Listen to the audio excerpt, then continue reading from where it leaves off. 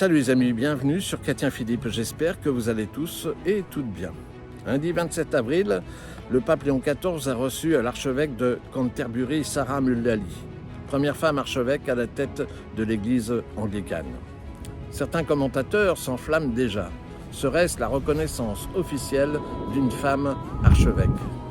Rappelons que le pape se déplace dans de nombreux pays, comme récemment l'Algérie, l'Afrique, etc.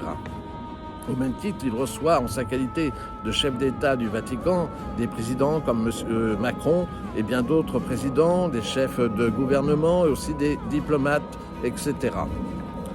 Le fait qu'il reçoive la première femme archevêque de Canterbury, chef de l'église anglicane, ne signifie nullement qu'il justifie l'ordination invalide, puisque l'église ne reconnaît pas l'ordination sacerdotale des femmes.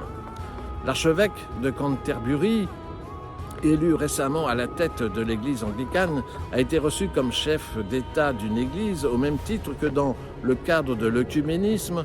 Rome reçoit fréquemment des chefs spirituels, orthodoxes, protestants, etc. Même si cette rencontre fut cordiale, plusieurs thèmes ont été évoqués, parmi lesquels l'unité des chrétiens. Est-ce à dire que Rome aurait validé la foi anglicane ou l'ordination des femmes au sacerdoce? Que nenni. La foi de l'Église catholique ne changera nullement après cette visite. L'ordination de l'archevêque de Canterbury reste invalide. Et le fait qu'elle soit à la tête de l'Église anglicane ne changera rien. D'ailleurs, il est à préciser qu'elle est très contestée. Une partie de son Église a fait scission et les conversions d'évêques, de prêtres et de nombreux fidèles anglicans au catholicisme sont très nombreuses. Le dialogue, même au titre de l'œcuménisme et même une prière commune, n'engage ni ne réforme la foi catholique. Le fait de recevoir une femme archevêque anglicane ne change rien à la doctrine catholique sur l'impossibilité des femmes d'être ordonnées prêtres.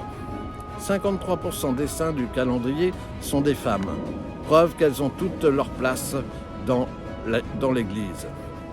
Alors, les progressistes, les modernistes en tout genre, qui prennent leur désir pour des réalités, vont être déçus.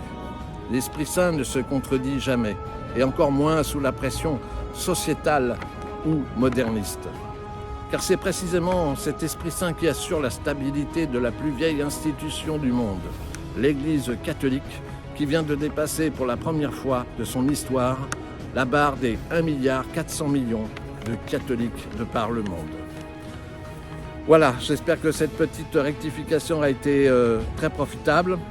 N'hésitez pas à vous abonner, à me faire part de vos commentaires, à partager cette vidéo. Vous pouvez nous rejoindre sur notre page Facebook intitulée Chrétien Philippe. Et en attendant le plaisir de vous retrouver, je vous dis à bientôt et surtout, soyez bénis.